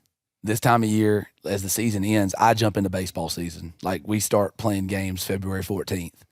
So we get the end of season's February 10th, and our first game's the 14th, and then I am swamped until spring break. Any real scouting that we do is probably during turkey season, walking the woods, finding stuff that they left behind. But that's pretty much the gist of it. We do at the end of the year try to do a really big trail camera survey where we try to take our cameras and put them in our most prominent food plots, our biggest food stations, and we pour it to them for about 3 weeks and just try to see what made it, what didn't make it, how many does we have, how many bucks are still around, how many 2-year-olds are around, stuff like that. We try to put something together like that. I'm a nerd for data because I'm a science teacher. But, we try to do the legit trail camera survey where you start counting does versus individual bucks, and there's a formula that goes into all that to get your overall deer population. And I do it because I just want to know, but I don't know. I'm not going to say we actually act on it very much, but it's fun to know. Yeah. Yeah. So, That what's your thoughts on like your buck to doe ratio? Like, is that something you pay attention to or anything? not really. I don't, because I mean, at the end of the day, whether you got a 1-to-1 buck to doe ratio or you got a 3-to-1 or 5-to-1 or whatever, maybe this is just me because, again, I told you I don't like hunting the rut, but you just got to be on the right doe. When it's that time, you just got to be on the right one. Now, there is something to be said for there's a better chance that buck's not up on his feet, I guess, because there's so many does in heat that he's going to find one easily. But I guess it's just something that we can't control. Like, I can't control the buck to doe ratio on my place because we can't kill enough of them at this point. Like, I mean, so the only reason I even worry about the buck to doe ratio is the food aspect, like what you were talking about. Like, hey, we got 15 does eating in this food plot. Probably need to get some of these things gone so a buck can eat here, because they're not super social when it's not rut. They want to be by themselves. But then there's some plots that only bucks eat in. It seems like Like the plot that I've got one that I've killed 4 bucks out of the last 4 years, and I hardly ever see a doe there. But when the day's right, we're going to go in there and I'm going to have a shot at one. I feel confident that I will, because that's where they are. And then 300 yards up the hill, there's another food plot that's got 20 does in it, and they're all eating there. So interesting. Is that ever like a real small, just little hidey hole, kind of dingy little food plot? they're all small. They're all small hidey ho food plots out there. But yeah, I mean, most of ours are all between a quarter acre and an acre. We've got 2 that are over that. We got 2 big ones that are, I say big, they're 2 acres, and there's one that's like 2.5. Those tend to be, the 2 big ones tend to be the most productive for seeing deer, because I think that's the best size to see deer in it. They can come out in it and still feel comfortable because it's big enough. They're away from the edges. The small ones, you're going in, to me, if I'm going to hunt one of those small quarter acre food plots, it's because I've got intel that there is one deer that's using that food plot that I want to get. And that might be the only deer you see in that plot that night, but there's a chance that that's the one you're going to get. But we've had some, we've killed some of the best bucks. The very first year we were in the club, the very first year we got that lease, my dad killed a great 7-point out of, weighed 215 pounds that year. He was old. Like I told you, our body size has gone up. But this was the exception to the deer. He was just a big old deer, killed in a quarter acre food plot on December 31st. It was right then when they were, like I said, they were just starting to transition and start moving around. We had never gotten a picture of that deer, and he showed up that night and Dad shot him. It was awesome. But there was about a family group of 3 does that used that plot pretty religiously. And he was just coming to check on them to see if they were coming in yet or not, just see where they were in the cycle. And then 2 days later, my brother killed another really good deer out of another small plot like that on the 2nd of January. So, I mean, we do kill them in those smaller plots, but it seems like it's fewer and far between. Yeah. I walked through one of our food plots the other day, and it had 4 cameras on it. There's one there. Yeah, dude, there's like cameras across the field from each other. It's like everywhere I looked, I'm like, oh, there's a camera. Oh, there's a camera. I'll tell you what, we've been really lucky. The clubs that we've been in, like the club that we were in a long time ago and the lease we've got now, if you hunt those plots right, the deer will use them a lot. And we don't really, there's something to be said for how far away you are from the food plot, like getting in and out, access routes and stuff. But most of our shooting houses are within 20 yards of the edge, just because if you can't see if you put them in farther off. But a lot of them are there. But if you're just smart about when you go in there and how you get out of them, like when the hunt's over, the hunt's not over. Like you're still hunting until you get to the truck, even if it's after dark at those places, because you've got to be quiet. And what I like to do on those plots is if I ever can, I want somebody to come pick me up. I'll park. I don't care. I don't mind walking. I'll park them 3/4 of a mile away from a plot that I'm going to hunt that night. But when it's time to leave, if I've got deer in the field, I'm texting somebody to drive up there and pick me up, because they'll drive all the way to the edge of that field. Them deer will all scatter, and they'll go to the edge of the food plot, and they'll be back on camera 15 minutes later, because they're not worried about it. The trucks are not their enemy. We're the enemy. And when they see you getting out or they hear you banging around in the shooting house, that is associated with danger. Crap, at our place, the truck's associated with they're getting fed. Like, hey, they're dropping food off. Let's go check the feeder and see if they're dropping something off right there. but that's just that's something that I think paid a big dividend for us on hunting food plots, is being strategic about how you get out of them, even though they are close to the field. Yeah, we've had conversations about that on our place where we're like, let's take some of these food plots, and in a lot of cases you might only be able to move it 10 yards back off the plot. I mean, a lot of them are literally sitting on the food plots. Yeah. But if you could move it maybe 10 yards back, kind of tuck it back into something, and then either plant some screening cover or just add some kind of cover to the edge of it where you can get in and out of it and just go around the corner and be out of sight. Yeah. I think would make a big difference, because I mean you really can't you can't exit it. Not that I think a ton of deer coming out and getting past, but If they're out there, they're not worried about getting scared. yeah, no, they're probably getting shot most of the time. But it's the same thing. I mean, even this year, I mean, they're still getting pretty heavily used. We don't do like the little utilization cages or anything, but I kind of wish we did. But anyways, dude. Hey, one last thing on that. Uh-huh. We don't this is something that's come up a lot. We do not shoot does on the plots. Oh, okay, yeah. That's something I've heard something talked about before, and we have been doing that for 7 years out there now, and that's made a huge difference. So 0 does on plots. Like you don't have a date range. Bow season is okay with a bow. Okay, but most of the time, if you're hunting with a bow, we're not in our box blinds or anything. And I'm always in a tree, but my dad and them are hunting more in the on a tree stand somewhere. But once rifle season hits, no does on the food plot, period, until the end of the season. And that's helped get the bucks out in the food plots? Absolutely. Yeah. Because, I mean, you might shoot on that food plot once all year. And that means way less disturbance on driving up there and getting a deer out of the field, stuff like that. It just makes it so much better for that. Well, that's what Brian Murphy was talking about. Yeah. When we did the episode with Brian Murphy and Dr. Carl Miller over at University of Georgia.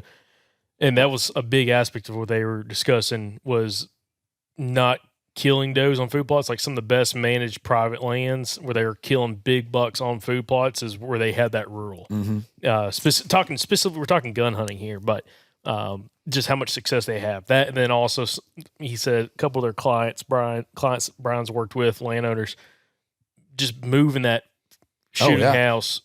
If you can get 50, 60, 100 yards off the food plot where you can see down into the food plot.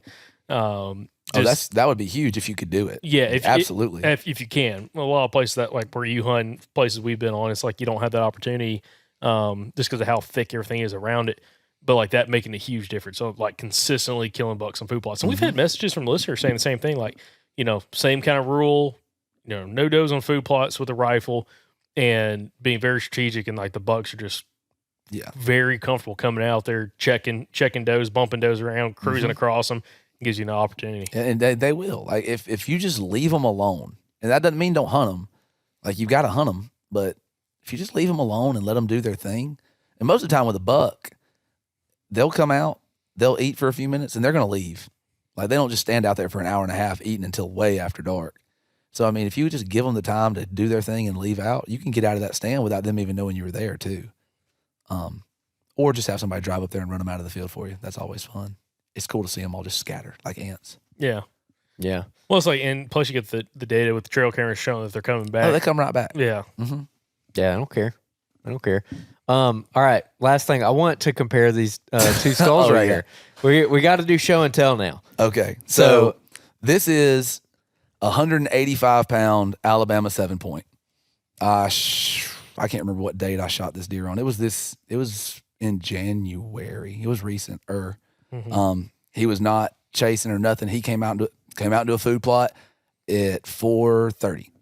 Came out by himself into the plot, and I actually had a great video of him. But he stood there facing me for so long that my SD card filled up before I could get the shot on camera. So that sucked.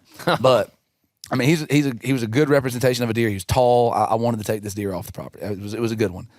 And then this is the buck that I killed in Kentucky this year. He weighed like 220, 225.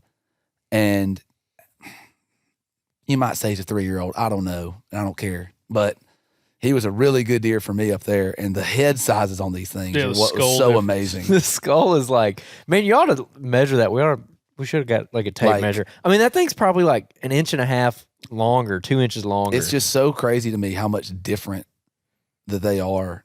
Like, I didn't even recognize it until I like grabbed them to bring them over here tonight. And I was like, good night, it's a cow.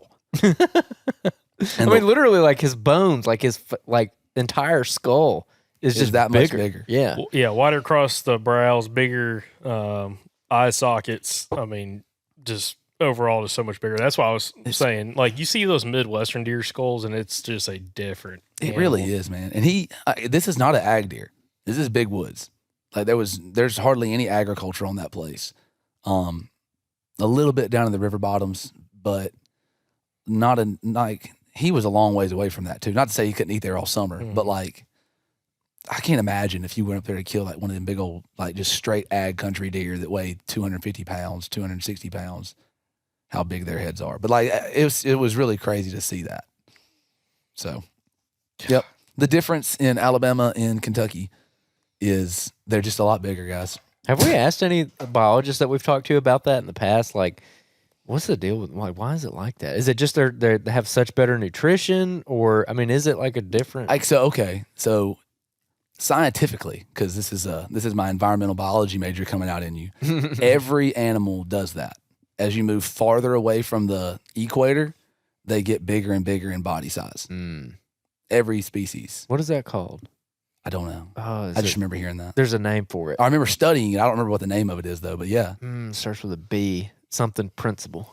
I'm pretty sure. I think I've heard that before. Yeah, even nutrition aside, like that just happens. And then also you tack on the nutrition, and for sure it happens even more. Now I would love to see, like, you got the Alabama deer, you got the Kentucky deer. Now I want to see the Saskatchewan deer next to it. I used to love watching monster bucks. They'd go up to Saskatchewan Yeah. and they'd kill one, and I'd be like, that's not a very big deer. Why'd they shoot that? It's on TV. And then I'm like, oh, he scored 165 and 3/8. I'm like, oh, because he weighs 350 pounds. That's the difference. Like, Exactly. Man, that's the difference. we were talking to this guy at SHOT Show who's from Canada, and we were in Vegas a couple weeks ago, and I was like, so how do you feel about becoming the 51st state? and he was like, yeah, we were talking about it. We were like, yeah, it'd be pretty cool to become part of the United States. But then I thought about it, and it would give you guys access to all our hunting. I was like, yeah, we would screw it up big time. Yeah. Probably. We'd have everybody complaining about it. Yeah, because they can hunt like moose and Everything's over the counter. yeah, like doll sheep. Yeah. All kinds of stuff over the counter. I I was like, is that Western Canada? Where's Saskatchewan at? I don't even know. I don't know. Well, he's not in Saskatchewan. He's in BC, I think. yeah, British Columbia. Okay. Yeah, Western. Yeah. One of the Western provinces, Central Western. We'll have some Canadian viewers comment. Correct. Yeah, us. we do have people in Canada. That's awesome. Yeah, it's pretty Far cool. wide. Yeah, far and wide. Hey, I would love to go whitetail hunt in Canada. No, that no, would no. be crazy, dude. he's throwing it out That there. away. I'm just throwing it out there. Now, hey, did y'all know there's whitetail deer in Finland and Sweden? I've heard about that. Yeah. I've heard there's some in like Central America too. Dude, there's some in I read an article last night in a magazine about guys whitetail hunting in Jamaica. Well, they got to add those to the What? whitetail slam. Jamaica. What? Dude, like there was a Bobsleds and whitetails. it said something about there was like a high fence that had whitetails in it, and like a tree fell on the fence, and they got out. Like, So they get the genetics. like 50 years ago. They get the genetics and a high fence dude, they're- genetic on an island. And it's That's like- just unbelievable. with no genetic. predators. Yeah. so in this magazine, the dude was writing about it, and they went there, and like guns are illegal, but they like linked up with these like Jamaicans that had Is some this a guns. field ethos? Yes, it is. Okay. And so they went down there, and they were they like the guys went into town and like got some dogs, and they cut the dogs loose in the jungle. Oh And my they- gosh. But they were doing a dog drive Yes. with bows. And they were like the guides told us it was hunting dogs, but they think they just went into town and caught a bunch of stray dogs. Just turn them loose. Turn them loose. I think that's what the guys in the club used to do with us, because they'd have some mutts out there running them deer. All right. They're just gonna find the nearest stray dog. I'm talking about them poor little hounds. Man, Jamaican the deer eat whitetail. sugarcane? yeah, Jamaican whitetails. Dude, you gotta show me that article. I wanna Didn't check that- Pablo dude. say that they were in Central America or something like yeah, that? Costa Rica. Yeah, that's right. Costa Rica. He said they're in There's- Costa Rica. What is it? Whitetails or Yeah, something? he said what it he was said. whitetails. What? Yeah. I listen. I mean, I know he said there's deer down there. There's like 1 in a million chance, but I didn't realize he mentioned he was saying it was whitetails. I thought it was some other kind of species. Dude, it's I mean, crazy. they have them. There's whitetails in Mexico. Yeah. So Yeah, there are. Yeah. it's like Yeah, there's big giant whitetails in Mexico, actually. Biggins. That's where old Michael Waddell used to whack them at. Mm-hmm. Yep. God. Yeah, no. Dude, you watch. All right, so we're going to go this year. We're going to Jamaica, Mexico, Saskatchewan, and Finland. The Finland Sweden whitetail hunt would be pretty cool. Yeah. That would be. I've seen videos. What if you on ran it. into a stag? Do you accidentally shoot it? Maybe you get a permit from. I don't know. I Maybe don't it's know fair how it game. works over there. Yeah, I have to. Yeah. That's check. not where stags are. You think New hunters Zealand. education transfers over to Europe? I doubt it. I don't think anything transfers to Europe right now. They don't like us very much. No, I don't think so. But anyways, that'd be cool. I don't know how we got on the tangent of hunting whitetails in Jamaica and Finland. We were talking about Saskatchewan skulls and stuff. Yeah, that's it. We want to see it. Yeah, interesting. Hey, where can people find your YouTube channel? So on YouTube, if you want to watch some really mediocre self-filming stuff, it's better than what we do. it's Southern Roots OD, and I'm on Instagram _Team Southern Roots _. Been doing that for a while now. That's always fun. I like the Instagram style of stuff. So yeah, y'all do a great job. What's the OD stand for? Outdoors. Oh, sorry. Southern Roots Outdoors was already taken. Look, yeah. I wish people would check on that stuff before they start making their own channels and Instagram pages, though, because I'm pretty sure I was probably one of the first couple to do Southern Roots on Instagram, and now there's a ton of them. It makes me mad every time I see it.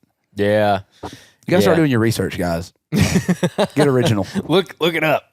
You got to get a trademark, dude. But yeah, I try to self-film everything that I go do, and it's gotten to the point now where I'm like, I would rather film it and not shoot one than shoot it off video. But sometimes it just happens, and it's always very poorly edited. So just deal with that part. But I'm sure you have some students that like need a project or something. I do, but I just feel like that's a conflict of interest. I don't know. They might like it though. I mean, you find one that maybe he's okay with hunting in the outdoors. And, hey, there's a little your extra credit. Work.